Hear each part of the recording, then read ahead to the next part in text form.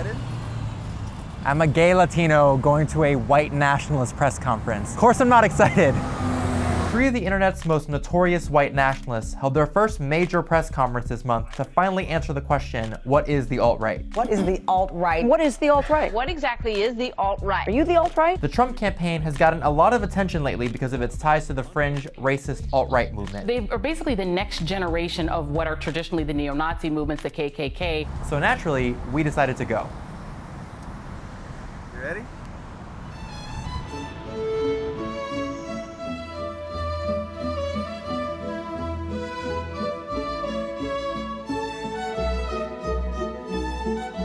Where the f are we going?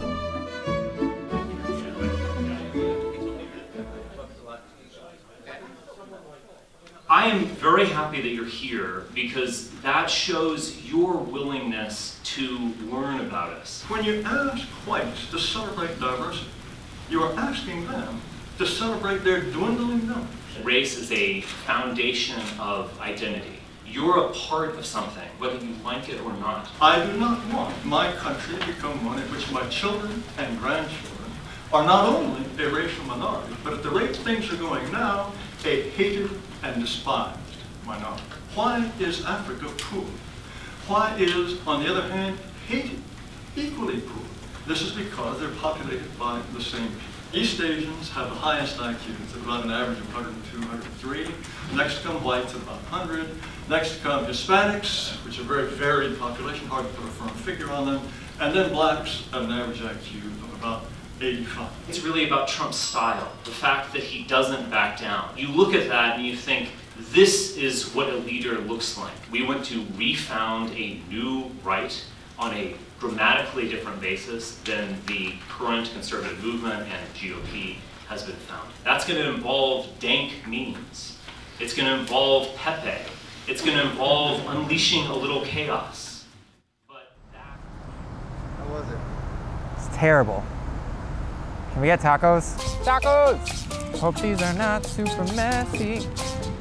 So the not surprising part of that was that these people are legitimately racist. They had this idea that there's a white homeland or a white cultural identity that needs to be preserved, specifically through really, really strict immigration and deportation laws. A central belief that white identity is essentially under attack. They also don't love Jews. There's been an overrepresentation by Jews in intellectuals who have tried to undermine the legitimacy of white racial consciousness. Jews have their own identity. They're not European.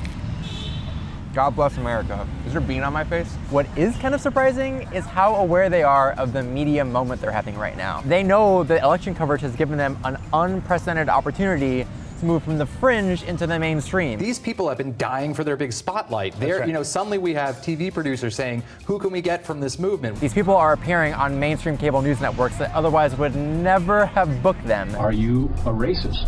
Absolutely not.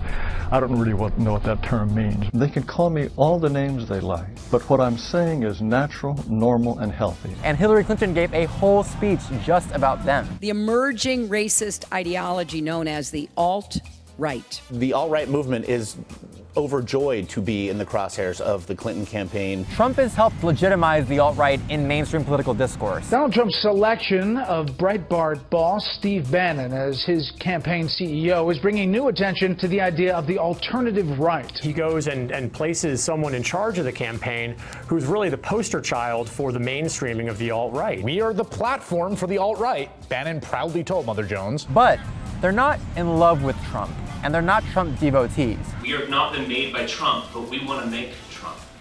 And we want to imagine him in our image. It's about, in a way, projecting onto him our hopes and dreams. We can't be a Trump cheerleading squad. If Trump disappoints us, we've got to go after him. They see his campaign as an opportunity to make their case to a huge group of people who otherwise would never have heard of them. Certainly we have been, you could say, riding his coattails. There's been more interest in us because we are generally pro-Trump. And what's scary is when I asked them if they had any plans to keep this going after the election, they said yes. They want to turn the alt-right into a professional, mainstream, legitimate part of American politics. One of the big challenges is professionalization in the future. We want to increase our exposure, we want to increase our influence. Which means that white supremacist press conference is just the tip of the iceberg. The ideas of the alt-right are gaining ground rapidly.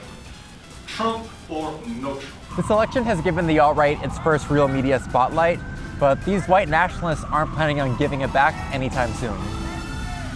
Now, if you're shocked by what I've said so far, you're not part of the alt-right. Not yet. But just wait. We're growing all the time.